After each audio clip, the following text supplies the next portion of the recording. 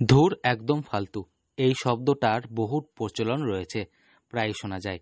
চায়ের দোকানের আড্ডায় কথায় কথায় অনেকেই এই শব্দ প্রয়োগ করতে শোনা যায়। কিন্তু এটা তো গেল মুখের কথা। তবে চায়ের দোকানের নামটাই যদি হয় ফালতু, এটা মনে হয় সকলের ধারণার বাইরে। শুনে কিছুটা অবাক লাগলেও হাস্যকর লাগলেও এটা কিন্তু একদম বাস্তব।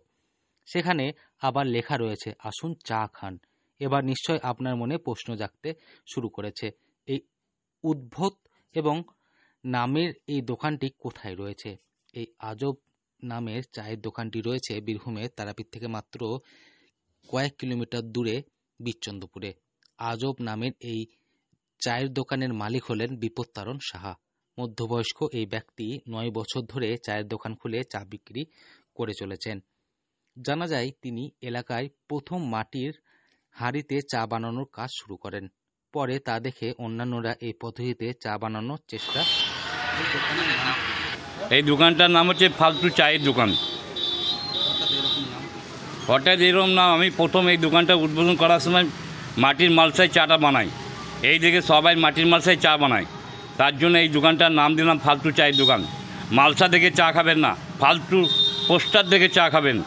মালসা এখন সবাই লাগাচ্ছে, যদি এই ফালতু চা কেউ খারাপ বলতে পারে তাহলে আমি ১,০০০ টাকা তাকে বকশিস দেব। আমাদের এই চা গায়ের দুধের চা বানা হয়, মাদার ডেয়ারি নয়, আমল গোল্ড নয়, কোনো কিছু চা মানে ডুপ্লিকেট দুধের চা হয় না, বুঝতে পারলেন? এখানে ফালতু চা, এক ভাঁড় খাবেন বারবার আসবেন। শুধু চা নয়, ৮০ থেকে ৯০ কিলো দুধের চা আমার হয় এখানে। চালাচ্ছেন বলে দাবি করছেন। তার চায়ে অবশ্য নতুন কিছু উপকরণ থাকে না। দুধ, চিনি এবং চা পাতা দিয়ে চা বানিয়ে থাকেন তিনি। শুধু শীতের মরশুমে একটু খেজুরের গুড় মিশিয়ে থাকেন তিনি। কিন্তু চা তৈরি করার জাদুতেই তিনি খরিদ্দারদের দিনের পর দিন আকৃষ্ট করে যাচ্ছেন। অন্যদিকে তার দোকানে চা খেতে আসা খরিদ্দাররা জানাচ্ছেন, চায়ের দোকানের নাম ফালতু চায়ের দোকান হলেও চা কিন্তু একদম সেরা। তারাপীঠ, রামপুরহাট থেকে বহু মানুষ এখানে ছুটে আসেন চা খেতে প্রত্যেক দিন। এবার বাজার অনুযায়ী একটু দুধ কমিয়ে দিই, যেদিন যেমন বাজার হয়, হ্যাঁ, কিন্তু গড়ান ৮০ থেকে ৯০ কিলো আমার দুধের চা হয়। এক ভাঁড় দাম মাত্র ১০ টাকা। এত সস্তা চা কোনো মার্কেটে পাবেন না।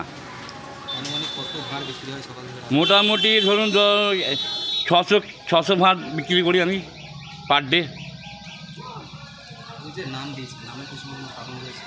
নামের প্রশ্ন হয়েছে, প্রত্যেক মাটি হাঁড়ি সবাই লাগে আছে। এবার মাটি হাঁড়ি আপনি এক ভদ্রলোক চা খেলেন, দিয়ে ওই চা খেতে ভালো লাগে না, তার জন্য মাটি হাঁড়ি চা কেউ খাবে না, এই বলে দোকানটার নাম দিয়েছি ফালতু চায়ের দোকান।